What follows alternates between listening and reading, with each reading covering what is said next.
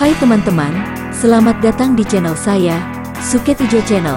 Sebelum kita lanjut ke ceritanya, Suket Ijo Channel ingin berbagi info buat teman-teman sekalian yang sedang membutuhkan sneakers, kaos dan sendal dengan harga yang murah tapi dengan kualitas yang baik. Silahkan kunjungi toko kami, Ravania Lariskan, dan link akan kami sertakan di deskripsi. Berikut sebagian produk-produk yang kami tawarkan.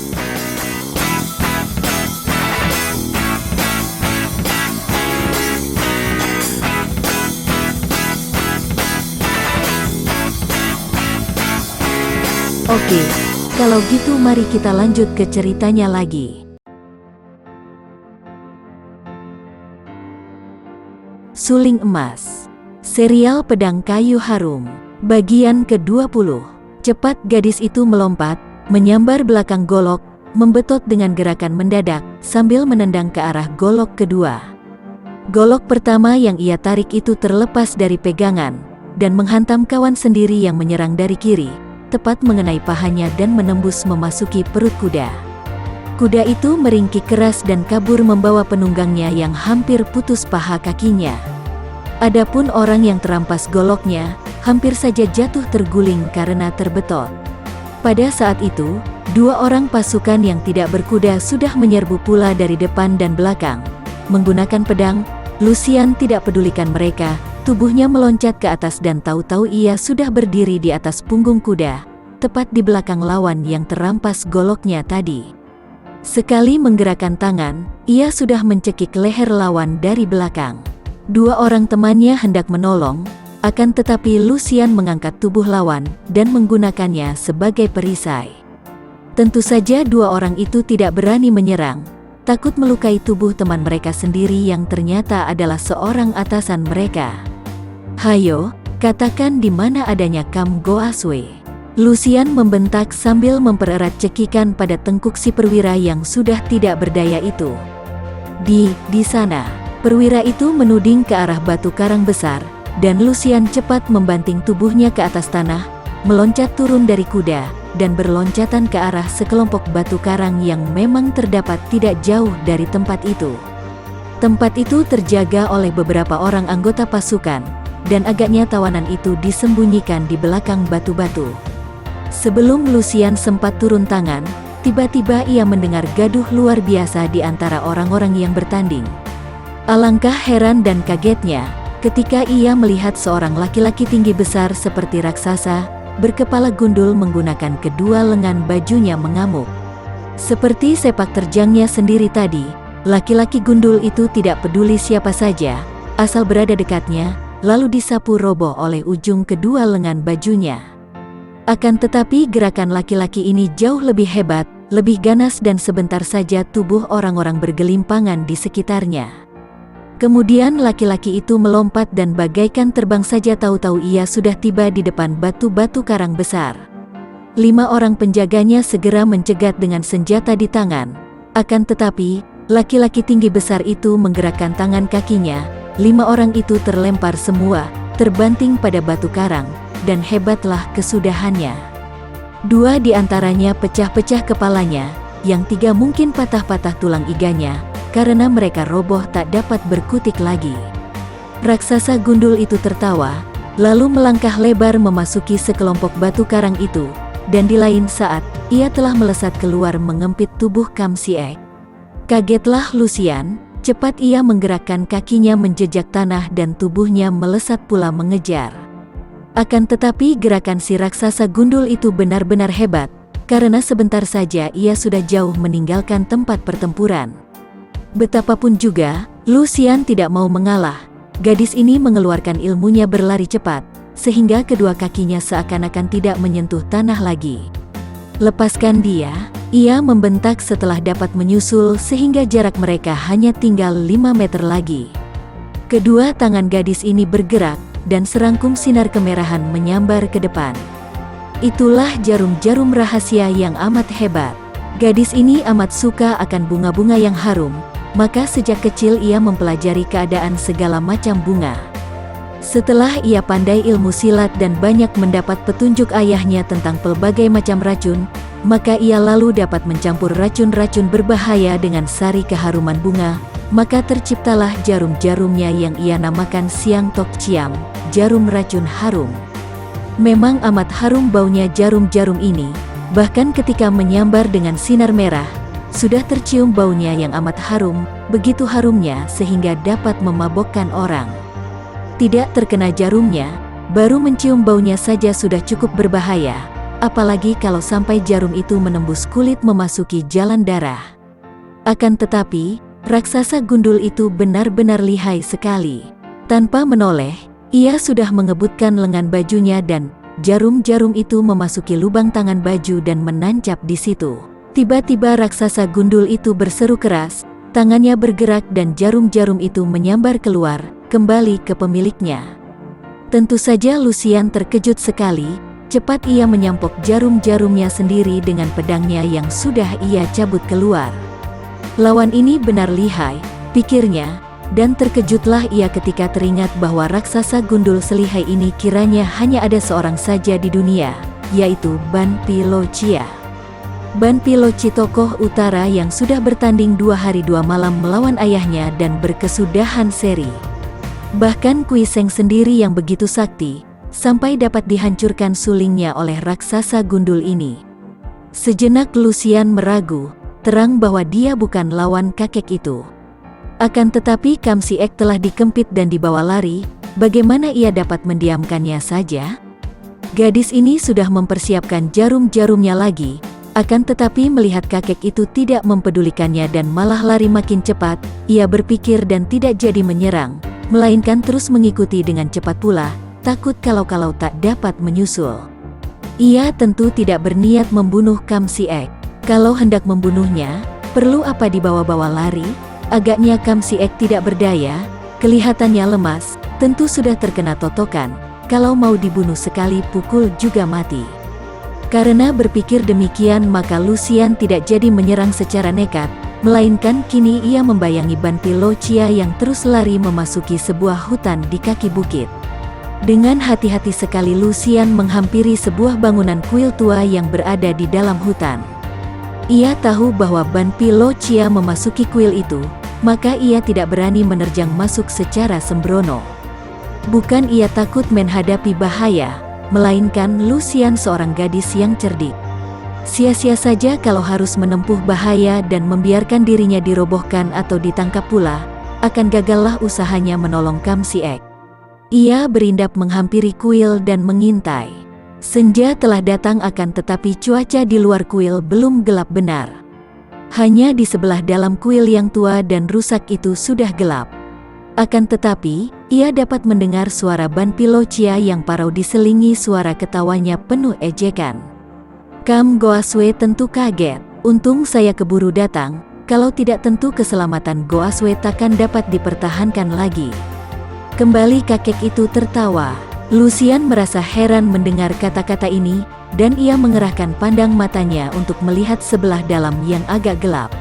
Setelah matanya biasa, ia dapat melihat bayangan Kam Siek duduk bersila di atas lantai, agaknya mengatur napas dan tenaga, sedangkan Ban Pilocia juga duduk bersandar tembok. Kam Siek menggerakkan kedua lengannya menjura, masih sambil bersila, dan terdengar suaranya yang nyaring, "Lo Suhu, Bapak Pendeta, siapakah?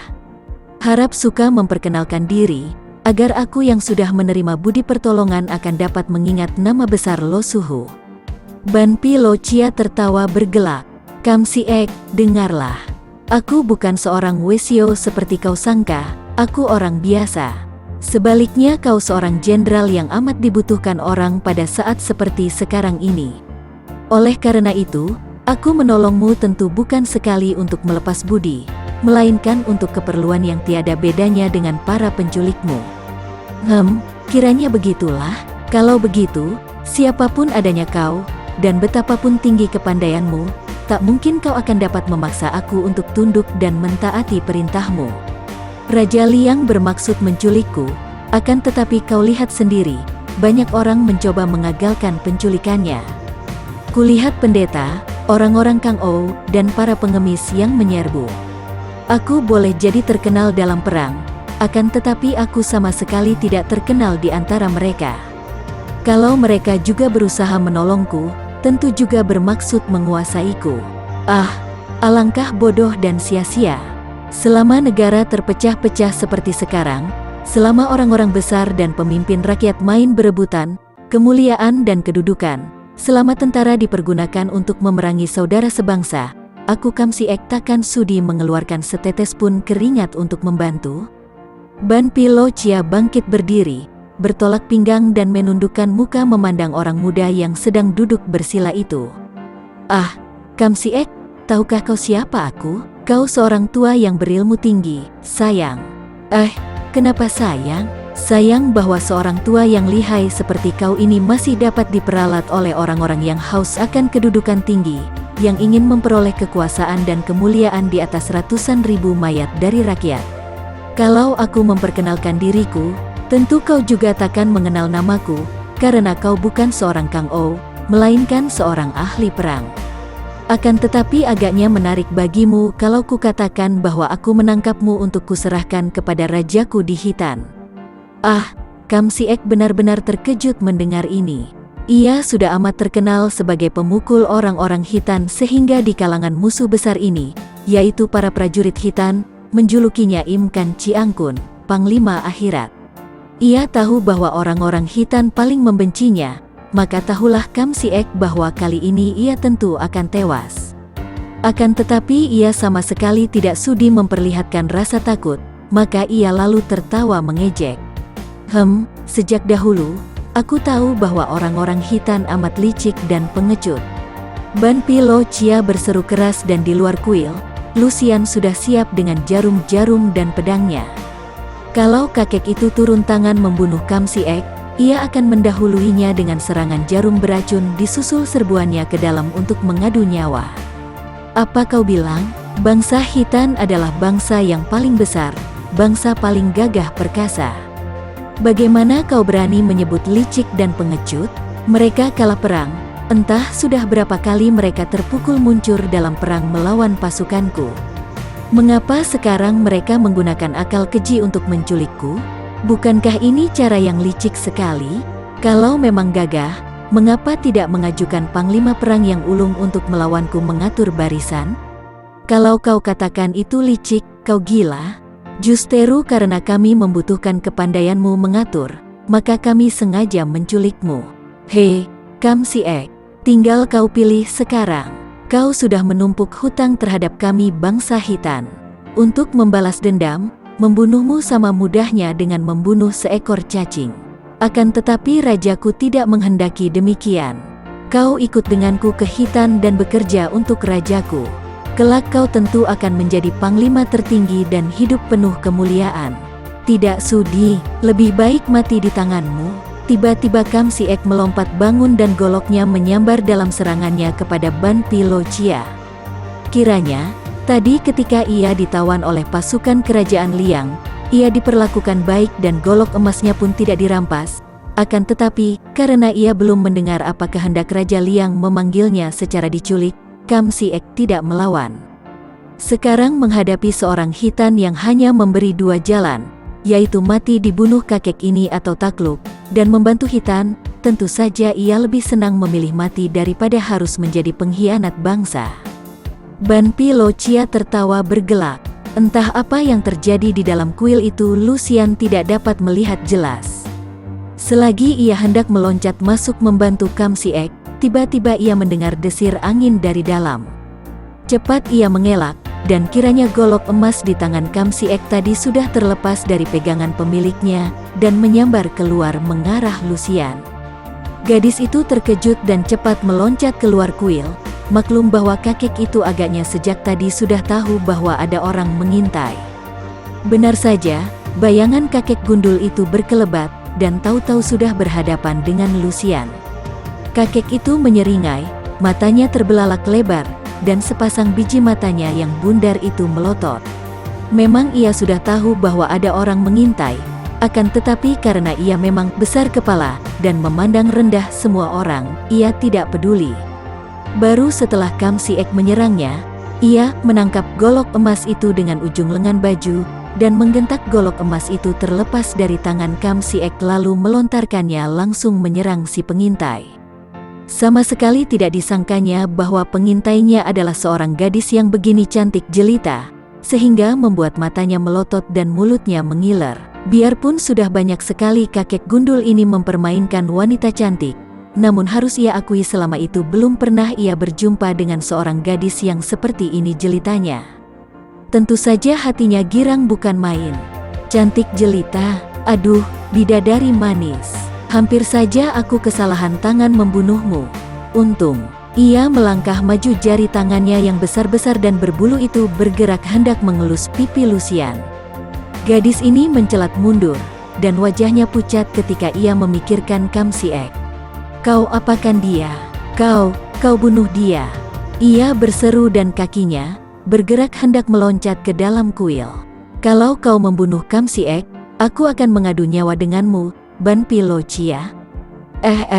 Juita, kau tahu namaku? Ban Pilo Chia merasa heran. Akan tetapi Lucian tidak memperdulikannya dan melangkah masuk ke dalam kuil.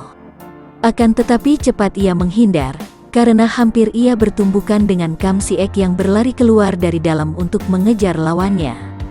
Ia terheran-heran melihat Lucian yang segera dikenalnya. Ia mendengar ucapan gadis itu tadi, maka alangkah herannya, karena sama sekali ia tidak menyangka bahwa yang pertama datang untuk menolongnya adalah putri ketua bengkau yang pernah membuat ia tergila-gila begitu berjumpa. Juga Lucian tercengang dan girang sekali. Lekas, katanya. Lekas kau ambil golokmu di sana. Kita keroyok, dia lihai sekali. Tentu saja Kam Si Ek tahu akan kelihayan kakek gundul itu. Tadi saja di dalam gelap, sekali gebrak goloknya sudah kena dirampas. Akan tetapi, karena tidak ada jalan lain kecuali nekat melawan, ia mengangguk, dan cepat ia lari, dan mencabut goloknya yang menancap pada sebatang pohon. Setelah itu ia kembali berlari menghampiri lawannya yang sudah berhadapan dengan Lucian. Agaknya, kecantikan Lucian yang luar biasa itu seakan-akan menyilaukan pandangan mata yang lebar melotot itu, membetot semangatnya dan membuat si kakek gundul berdiri seperti patung, menikmati wajah ayu lalu merayap-rayap turun. Lucian menjadi merah mukanya. Pandang mata itu seakan-akan mulut besar yang melahapnya dengan rakus. Monyet tua, kau melihat apa? Lucian membentak marah dan pedangnya berkelebat dengan serangan jurus ilmu pedang Patmo Kiam Hoat. Karena maklum bahwa lawannya ini amat lihai, maka begitu bergerak ia segera menggunakan ilmu pedang ciptaan ayahnya itu. Pedangnya berkelebat menyambar menimbulkan angin berdesir diikuti suara mengaung. Bagus ilmu pedangmu. Ban Pilo Chia berseru kaget. Tentu saja ia dapat mengenal ilmu pedang yang baik. Cepat ia mengebutkan ujung lengan bajunya yang kiri. Biarpun hanya ujung lengan baju, akan tetapi karena digerakkan oleh seorang yang berkepandaian tinggi, lengan baju itu menjadi senjata yang amat ampuh. Ketika ujungnya menangkis pedang, Lucian merasa betapa tangannya panas. Itulah tanda betapa besarnya tenaga Sin Kang dari lawannya. Di lain pihak, Ban Pilo Chia juga heran. Ia tadi sudah mengerahkan tenaganya dengan maksud memukul runtuh pedang Sinona. Siapa kira pedang itu tidak runtuh. Dari rasa kaget ia menjadi gembira. Cantik jelita dan manis seperti bidadari, ilmu pedangnya lumayan pula. Sukar dicari keduanya. Pada saat itu, golok di tangan Kam Si Ek sudah menyambar, membacok ke arah kepalanya yang gundul. Kepala itu gundul plontos seperti labu, agaknya akan terbelah dua kalau bacokan golok itu mengenainya. Akan tetapi Ban Pilo Chia adalah seorang tokoh besar yang sakti. Tanpa menoleh atau membalikkan tubuhnya, ia sudah menundukkan kepalanya, sehingga golok itu berdesing hanya beberapa senti di sebelah kanan kepalanya. Kakek ini tentu saja tidak mendiamkan orang yang menyerangnya. Tangan kanannya mencengkram ke belakang, dan biarpun ia masih tetap memandang penuh kekaguman kepada Lucian, namun tangan yang digerakkan ke belakang itu dengan cepat sekali telah menyerang ke arah pergelangan tangan kanan Kam Si Ek yang memegang golok. Jenderal muda ini kaget. Ternyata kakek yang diserang ini tanpa merubah kedudukan badan telah dapat mengelak dan sekaligus mengancam lengannya. Cepat ia menarik kembali goloknya dan meloncat ke samping untuk menghindarkan cengkraman yang amat hebat itu. Lucian sudah menerjang pula. Kini gerakan kakinya membentuk patwa mengelilingi si kakek gundul, pedangnya menyambar-nyambar dari 8 penjuru.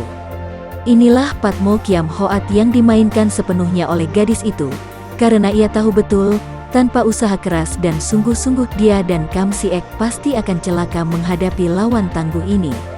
Kam Siek yang masih merasa heran mengapa gadis putri Bengkoucu ini bisa tiba-tiba muncul di tempat ini dan berusaha menolongnya, juga maklum bahwa mereka berdua menghadapi seorang lawan tangguh.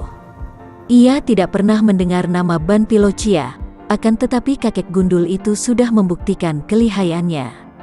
Cepat Kam Siek juga memutar golok emasnya dan kini ia berhati-hati sekali, mengeluarkan jurus-jurus berbahaya mendesak dari belakang. Kam Siek adalah murid dari ayahnya sendiri, seorang panglima perang yang ulung. Akan tetapi, karena ayahnya juga seorang ahli perang, dengan sendirinya ia lebih suka mempelajari ilmu perang dan memimpin barisan daripada ilmu silat. Dalam hal menunggang kuda, melepas panah dan mencari siasat dalam memimpin barisan, ia jauh lebih hebat daripada ilmu silatnya. Betapapun juga, golok emasnya yang digerakkan dengan tenaganya yang besar, cukup berbahaya. Ban Pilocia agak tertegun ketika tubuhnya terpaksa bergerak ke sana kemari dan kedua lengan bajunya berkibar-kibar karena ia gunakan sebagai senjata untuk menghadapi hujan serangan pedang Lucian. Ia tertegun karena mengenal ilmu pedang itu. "Kau, murid Pat Jiu Sin Ong?" tanyanya sambil miringkan tubuh ke kiri disusul kebutan lengan bajunya ke belakang untuk menghalau golok Kam Siek. Lucian tersenyum mengejek. "Ban Pilocia manusia liar, kau berhadapan dengan putri tunggalnya." "Ah, bagus sekali." Ban Pilocia tertawa keras dan tiba-tiba ia menghentikan semua gerakannya. Melihat hal ini, Lucian dan Kam Siek cepat menerjang. Pedang Lucian membabat ke arah leher disusul dengan tangan kiri, sedangkan Kam Siek dari belakang membacokkan goloknya ke arah pinggang. Hebat sekali serangan dua orang muda ini. Akan tetapi tiba-tiba berkelebat sinar hitam kecil panjang, seperti seekor ular terbang mengitari tubuh Ban Pilocia. Hebat sekali ini, ternyata merupakan sehelai cambuk atau tali hitam panjang berkelebatan, sambil mengeluarkan suara meledak-ledak seperti petir menyambar. Kam Siek berseru kaget, karena goloknya sudah terlepas dari tangannya, karena lengan kanannya tiba-tiba menjadi lumpuh terkena totokan ujung cambuk. Lucian marah sekali, melihat cambuk itu masih mengancam Kam Siek. Ia menubruk maju dengan nekat, menggerakkan pedangnya menusuk ke arah tenggorokan kakek itu untuk dilanjutkan dengan gerakan mengiris ke arah cambuk. Serangan ini benar-benar amat berbahaya dan Ban Pilocia maklum akan hal ini. Dengan gerakan kaki ringan, kakek itu meloncat ke belakang sampai 2 meter lebih, dan ketika Lucian menerjang maju, tiba-tiba cambuknya mengeluarkan suara keras lalu menyambar ke depan, ujungnya menghantam ke arah muka yang cantik jelita itu. Kini Lucian yang menjadi kaget setengah mati. Bunyi seperti petir dari ujung cambuk itu membingungkannya, apalagi melihat sinar hitam itu berputaran di depan mukanya. Celakalah ia kalau menerima lecutan cambuk ini, tentu akan bercacat. Karena ini, ia menggerakkan pedang dan tangan kirinya ke depan, pedangnya berusaha membabat cambuk, tangan kirinya menggunakan gerakan Hou Jiao Kang, ilmu mencengkram kuku harimau untuk menangkap cambuk. Ban Pilocia terkekeh dan tahu-tahu sinar cambuknya melingkar-lingkar makin lama makin mengecil dan tanpa dapat dihindarkan lagi oleh Lucian. Kedua lengan gadis itu sudah terlibat cambuk, terus berputar-putar melibat dan membelenggu kedua pergelangan tangannya. Lucian mengeluh kaget, pedangnya terlepas dari tangannya, dan betapapun ia mengerahkan tenaga untuk membebaskan kedua lengannya, namun sia-sia belaka. "Manisku, kau hendak lari kemanakah?" Ban Pilocia memegangi cambuk atau tali hitamnya itu dengan tangan kiri, kemudian ia melangkah maju, dan tangan kanannya dengan jari besar-besar dan penuh bulu itu diulur ke depan, agaknya hendak menangkap tubuh Lucian. Matanya melotot penuh nafsu. Melihat muka yang berkulit kasar, mata yang bijinya kemerahan, mulut dengan bibir tebal menyeringai makin mendekatinya, Lucian hampir menjerit saking ngeri dan seremnya. "Binatang, kau lepaskan dia!" Tiba-tiba Kam Si-ek yang sudah kehilangan goloknya itu meloncat dan menubruk Ban Pi-lo Chia dari belakang. Tadi jenderal muda ini merasa lengan kanannya lumpuh setelah totokan ujung cambuk, sehingga goloknya terlepas. Akan tetapi setelah cambuk itu menyambar ke arah Lucian, ia cepat mengerahkan Sin Kang ke arah lengan untuk mengusir kelumpuhan. Betapa kagetnya melihat kini Lucian yang tertangkap, dan agaknya si kakek iblis itu hendak berbuat kurang ajar. Rasa khawatir membuat Kam Si-ek menjadi nekat, dan seperti seekor singa muda ia meloncat dan menerkam dari belakang. Kalau saja ia berada dalam keadaan biasa, tak mungkin Ban Pi-lo Chia dapat diserang secara kasar begini. Akan tetapi pada saat itu, Ban Pi-lo Chia seakan-akan dalam mabok kecantikan Lucian yang membuat semangatnya melayang-layang, apalagi setelah ia berhasil mengikat kedua tangan gadis itu dengan cambuknya. Bagaikan seorang kelaparan melihat panggang ayam di depannya. Ban Pi-lo Chia tidak ingat apa-apa lagi kecuali korbannya. Inilah sebabnya mengapa Kam Si-ek berhasil menerkamnya dan menggulatnya dari belakang. Pemuda yang bertenaga kuat itu sudah memiting lehernya dari belakang, dan menggunakan ilmu gulat yang memang pernah ia pelajari untuk memiting dan mencekik leher Ban Pi-lo Chia. Kagetlah Ban Pi-lo Chia ketika tahu-tahu punggungnya diterkam dan lehernya dicekik lingkaran tangan yang kuat. Karena jalan pernapasannya terancam, Ban Pi-lo Chia marah sekali. Sesaat ia melupakan Lucian, cambuknya ia tarik kembali dan kedua tangannya bergerak memukul kepala Kam Si-ek di belakangnya dan merenggut lengan yang mencekiknya. Akan tetapi Kam Si-ek menyembunyikan kepalanya di belakang punggung, memiting dan mencekik terus, bahkan melingkarkan kedua kakinya pada pinggang dan paha lawannya dari belakang. Ia seakan-akan menjadi seekor lintah yang sudah menempel dan lekat, tak dapat dilepaskan lagi. Menghadapi ilmu gulat macam ini Ban Pi-lo Chia kelabakan. Ia bisa dan berani menghadapi tata kelahi, ilmu silat, dari aliran manapun juga. Akan tetapi menghadapi cara berkelahi yang ngawur dan tanpa aturan ini ia benar-benar terkejut sekali. Pada saat itu, Lucian yang sudah terbebas daripada belenggu ujung cambuk, sejenak mengurut-ngurut kedua lengannya yang terasa sakit, kemudian ia menyambar pedangnya lagi, dan cepat melakukan serangan tusukan bertubi-tubi, juga membabat lengan kakek itu untuk mencegah si kakek lihai ini memukul Kam Si-ek. Repot juga Ban Pi-lo Chia. Kedua tangannya harus menghadapi pedang Lucian di depan yang menyerang seperti seekor burung walet menyambar-nyambar, sedangkan cekikan Kam Si-ek pada lehernya makin mengeras dan kuat sekali. Bagi teman-teman yang menyukai video ini, silahkan subscribe, share, and like. Jangan lupa nyalakan bunyi loncengnya untuk mendapatkan video-video terbaru dari kami, agar kami terus bersemangat dalam membuat video-video yang menarik.